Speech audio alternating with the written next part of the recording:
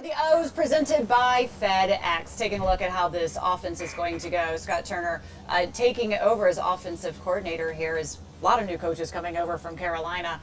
You can expect he takes a little bit from his dad, Norv Turner, the offense. They like it high-paced, high-fast, like try to confuse things. He's going to see a couple backs on the field at the same time. Not typical, but they want to try and confuse defenses, and especially if you look at the talent that they have. If you put a whole bunch of guys out there, where are they going to go? If we're talking about the running back room, again, it's a very unfortunate situation for really all parties, for the team, because they were expecting and wanting to see Darius Geis. You saw flashes when he was healthy, what he could do. He put up 200 yards in one of them. He could find the end zone. He was explosive. But you had to make sure that he was going to be healthy to be able to be reliable out there for that. Knowing he was putting in the work the offseason, they were wanting him to be a big part of this offense going forward. But unfortunately, the decision was made to release him. A lot went into factor for that, but he is no longer with the team. So you have to take a look at the running back room now that he is not here. You have Adrian Peterson. If we're going to go on this, let's just kind of go through the players and what we're expecting of him. Adrian Peterson, he's going to be your tone setter. Yeah. You have him basically on first and second down. He can kind of run uphill in between the tackles, but can you expect more and get more out of him as well? Many people say, okay, 34 years old, but still, he's proven in the past few years to be your most reliable back. I won't bet against him. I think he's one of those guys that, as the years pile on, he's showing you that he can do more, and I'm sure he's willing to go out there and do what's asked and beyond. He's a guy that I will always look forward to having him in my backfield. So it's a great sign that we still have him in the room. And especially the leadership that he brings as well. He's always saying he's willing to talk to the younger guys, and told me, look, if they come up, I'm going to sit there and tell them what they can do for their bodies to stay healthy, to stay out there, because even he has, no player goes through the season without being injured somewhere or the other, right? Something gets dinged up, and even he was dealing with, issues with his feet and his toes, still out there and performing. So what you're going to basically get out of him. Peyton Barber, I think, could kind of be somebody I would view as a little bit of a backup for him. He's reliable. What he was able to put in a couple of years ago, he put up over 800 yards, and then last season he split a lot of time when it was running back by committee. But you can still count on him to get you some good yards as well. Yeah, he's the first and second down running back as well. I also seen him catch some passes out of the backfield, which is good. I think all of them have to have that skill set nowadays. Nowadays, most of these running backs that's coming into this league are guys that you can line up or throw the ball to from time to time. So knowing that we can use him on those first and second downs, if we need to give AP a blow, then knowing you're going to have to dress that guy, because he's going to have to fill in that void sometime. Now, the question being, don't you need like a little bit of a rhythm? Are you switching them out, or is it just you kind of go with who has the hot hand a little bit? Rhythm is always key, but as Coach spoke to us well about today, is that they're going to probably lean on the hot hand most of the time. And then you have so many other backs. You have backs that you can really say, hey, well, we're going to probably just use them for certain sets or certain situations. But rhythm is always key, and I'm sure that we remember AP when he was in New Orleans. He wasn't happy about not getting that rhythm. So I'm sure that if he's going to be one of the guys that's dressing up, he's going to want a rhythm. So it's going to be interesting to see how that unfolds. Yeah, and last season heading into there as well, remember Jay Gruden decided not to dress him for week 1, of which Darius Geis unfortunately ended up getting injured as well. Well, that ticked him off.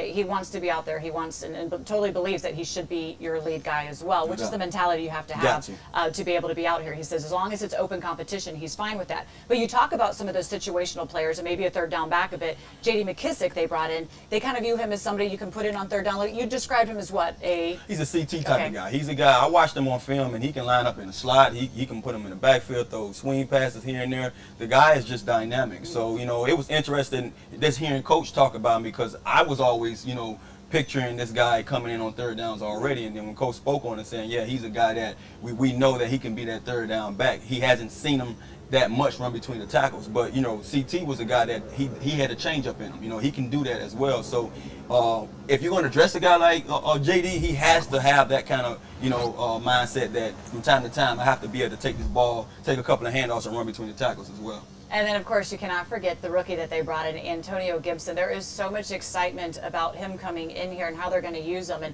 anytime you mention the backs, even coaches like, don't forget about Antonio, because they believe if you put the ball in his hands, he's going to make plays. I think it's like 1 in 9 touches when he was in college, he scored a touchdown on you. He had 77 touches in college. 33 of them were carries. The rest were, in the passing game. And they say he's played wide receiver, he's played running back, so he can run those routes. A player like him, should he live up to the potential, gives you all sorts sorts of options in this offense. Definitely, he's a DH. He's a designated hitter. He's the guy that you can bring in and say, look, this is the guy that's going to give us that home run. This is the guy that's going to make it happen. Right now, coach don't know what he's going to do with him because he can do so many things. But I'm looking forward to it. I'm looking forward to what role he plays in this game. It was asked that, where did you want to see him more at? I thought at first as a receiver, just watching his, highlights and watching some of the tape that he had on him.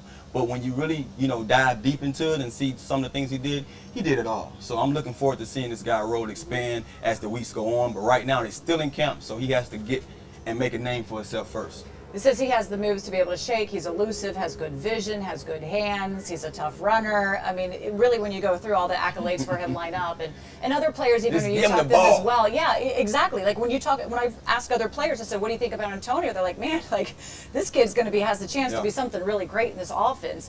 The offense does have a lot of question marks. Who are the big playmakers? Yeah. You have Terry McLaurin, and then after that, you're kind of going, okay, it's open for someone to really go out there and say, give me the ball. I'm going to be able to make things happen for you. If you do have a couple of backs on the field together, what would you imagine maybe that looking like? Well, if I had to be the guy that say, how would they start the season off? I can't see that backfield starting out without AP. I think AP is a guy that you have to dress.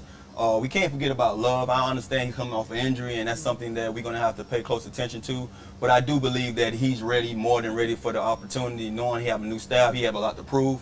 But I see those three guys. I see AP, I see Love, and I see AG. I see AG really getting a chance. Gibson, he's a young guy, but those young guys nowadays come in, seasoned. They come in like seasoned vets. So I'm pretty sure he's going to be ready to make a difference. If we do talk about now, we're going to make a couple of predictions. Who do you think will be leading the team in rushing this season coming up? I say AP. AP's a guy, he's going to be heard and he's going to be seen, and when you give him a chance, I understand what it's like to be 14 years in. AP sees his future beyond these this 14th year, and so I can see this guy carrying the load.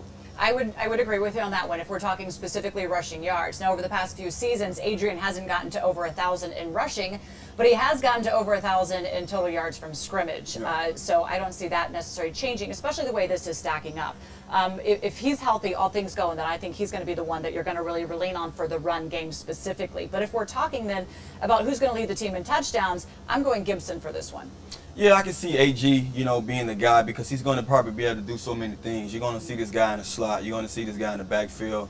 You name it. All the different gadget plays that they have now in the league with all these sweeps and all that stuff. He's going to probably be our guy to do all that. So I can see him leading the team easily or leading the backs, in touchdowns. I think the one player that I think that could make that a little bit interesting is if Bryce Love proves that he's healthy, then I think you could see him being explosive and getting the ball in his hands as well. That's what all this is about. Who stays healthy, who's out there. We're not going to be able to have any scrimmage to be able to see this until actually you're at week 1 against the Eagles. Who knows?